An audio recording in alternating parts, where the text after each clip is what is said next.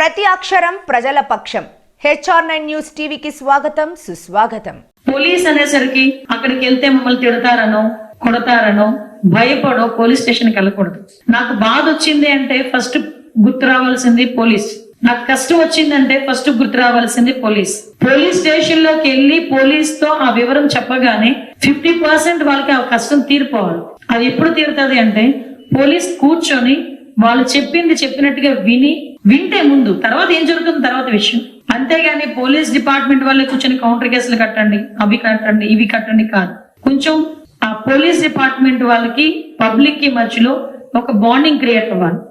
అది గనక క్రియేట్ అయితే డెఫినెట్ గా క్రైమ్ రేట్ విషయంలో పోలీస్ డిపార్ట్మెంట్ నమ్మితే ఆటోమేటిక్ గా ప్రజలు కూడా ఉన్నట్టు మాట్లాడతారు.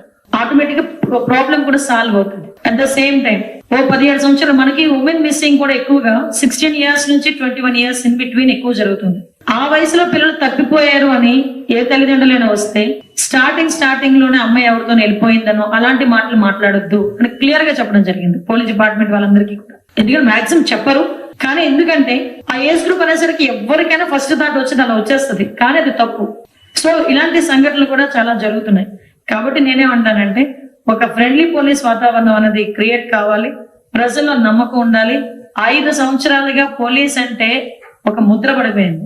ఏదో ఆ ప్రతిపక్షాలు ఇళ్ల దగ్గర కాపలా కాయడానికో, ప్రతిపక్షాల వాళ్ళని అరెస్ట్ చేయడానికో, ప్రతిపక్షాల మీద భయాందోళనకు గురి చేయడానికో తప్పించి వేరే దానికి ఉపయోగించిన పరిస్థితి కనిపించలేదు. కానీ ఇప్పుడు అలా జరిగే పరిస్థితికి లేదు.